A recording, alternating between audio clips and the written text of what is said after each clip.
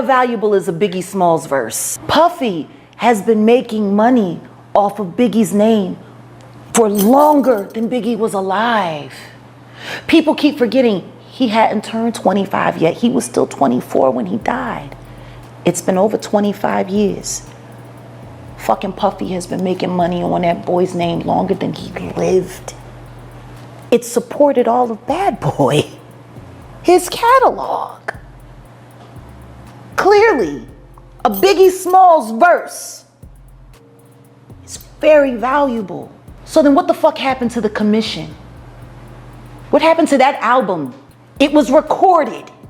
It was being mixed and mastered upon Biggie's death. It was supposed to have came out that summer after Biggie's album, because Biggie's album was slated. He died a week and a half before his album came out. Then the commission was supposed to come out, and that was supposed to be his exit from Bad Boy, and then starting his own company. Diddy just got caught red-handed, and now there's no way out. That's the moment everything snapped. A voicemail, just one recording, sent Diddy into full-blown panic. And it wasn't from a random person, it was from Biggie Smalls himself. After years of silence, Biggie's voice came back to haunt the man who used to call him family. And once people heard what was on that tape, the walls started closing in fast. What was hidden for decades is finally out, and it's exposing everything. So who's next? Y'all don't see the lineup? Yeah, we see the lineup. I'm just waiting to see who's next. Jay-Z is setting Diddy up. Why is everyone having such a hard time? He ain't doing shit different. He lined up D. Haven, stole his life and identity. He lined up Big L, stole his life and identity. He lined up Dame Dash, stole his life, identity, and took his love. Lined up R. Kelly. He wants to be the one. Uptown Records started with 5 people. Andre Harrell, I'll Be Sure, Heavy D, and Puffy. And Kim was the longest working employee because she was there from the very beginning. She was Andre's personal assistant. Kim is dead.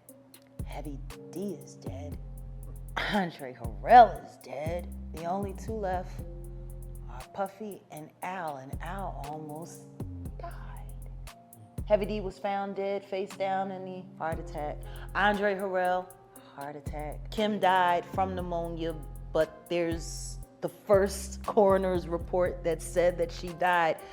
It was ruled a homicide, and they found toxins in her body to prove that she had been poisoned. You know, they have poisons that create heart attack and pneumonia-like symptoms. And you want to know what they all had in common, though? They were all writing tell-all books. So what are your thoughts on all the his celebrity friends that denounced those allegations and were like, this is false, and, you know, Liars. they were saying, yeah, should they speak up now? It's getting a little too late for those who are complicit. Stevie J should be charged. Mary J. Blige should also be charged. Jennifer Lopez should definitely be charged. Jay-Z should be charged. Khaled should be charged. Rick Ross should be charged. Usher should be charged and tried with him, or for Justin Bieber alone. At first, no one believed it. A leaked voicemail from Biggie after all these years, but the audio was clear, unmistakable. It was Biggie's voice, and he wasn't just talking about music. He was nervous, paranoid. The message wasn't meant for fans. It was private, and it suggested Biggie was scared, not of the streets, not of rivals, but of someone much closer, someone like Diddy. The moment the voicemail went viral, Diddy completely lost it. His legal team rushed into action. In the voicemail, Biggie talked about being followed. He said things weren't adding up. He didn't say names, but he hinted at betrayal, a setup, and the way he said it sent chills through people's spines. You can hear the fear in his voice, one analyst said. It's like he knew something was coming. The timeline lined up. The voicemail came just days before Biggie's death. That shook people.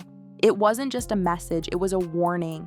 And suddenly, every conspiracy theory about Diddy's involvement in Biggie's death didn't sound so crazy anymore. People began digging, connecting dots, pulling up old interviews, looking back at Diddy's strange behavior after Biggie was gone. And the deeper they looked, the worse it got. Here's where it took an even darker turn. A second clip from the same voicemail session mentioned a meeting Biggie didn't want to attend, a meeting involving Hov.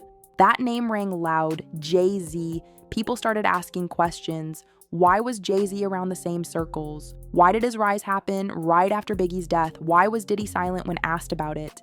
Now, with Jay-Z's name attached to the voicemail, the media firestorm exploded.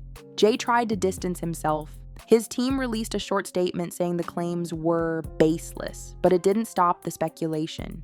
Even Jay-Z couldn't stop what was coming next. Behind closed doors, Diddy wasn't calm. Sources close to him say he was screaming, smashing things, calling everyone on his team and demanding answers. He wanted to know how the voicemail got out, who leaked it, who betrayed him. Some insiders say he accused Jay-Z directly. Others say he blamed old Bad Boy employees. He even fired multiple people within hours of the leak, but none of it helped. The damage was already done.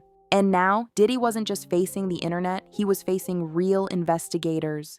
Turns out the voicemail had already been seen by federal investigators. It was part of a sealed document in a case that's been building behind the scenes for months, maybe years. And now it's front and center. Court documents reveal the voicemail is just the beginning. Multiple witnesses have come forward. Some are former bodyguards, some are people who worked in Diddy's house, and a few of them, shockingly, used to be close to Biggie. They're saying there was a plan, that Biggie knew something he wasn't supposed to, that Diddy saw him as a threat, and suddenly this isn't just music history, it's a criminal investigation. The response was fast and brutal. Within 24 hours of the voicemail leak, brands began cutting ties. Ciroc went silent. Revolt TV removed Diddy from all promotional content. His name was quietly taken off upcoming projects. And the most shocking part, people who used to defend him, like DJ Khaled, French Montana, even close artists, completely ghosted. Not a single tweet, not one public defense, just silence. Even Jay-Z stopped answering calls. It was like everyone knew the truth and no one wanted to go down with him. Then came the subpoenas. Key witnesses were brought in. A former security guard said under oath that Biggie didn't trust Diddy in the final weeks. Another revealed that Diddy had secretly met with powerful people days before the shooting. Then a bombshell. A studio engineer confirmed Biggie had once tried to pull out of a joint project, but Diddy made sure that didn't happen. More and more people came forward. Each one added another layer of guilt.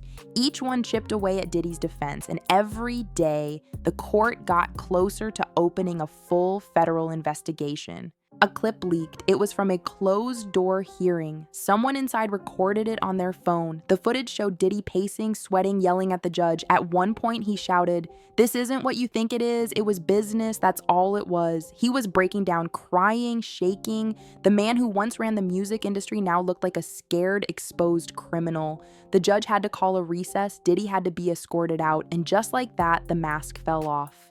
At first, Jay-Z stayed quiet, but once the voicemail went mainstream, he made his move. He unfollowed Diddy on all platforms, canceled all joint appearances, quietly removed Diddy's name from credits on a few old tracks. Even their shared business ventures were restructured overnight. It was calculated, cold, and it sent a clear message. Jay-Z was jumping ship. People who watched the industry for decades said it loud. This was the beginning of the end. When your oldest allies start running, that's when you know it's over. Within days, the empire started crumbling. Revolt TV collapsing, investors pulling out. Ciroc suspended Diddy's partnership indefinitely. Bad Boy Records, silent. Several artists threatening to leave, and most painful of all, Biggie's family released a statement saying they believe the voicemail is real, saying they want justice, saying they want answers.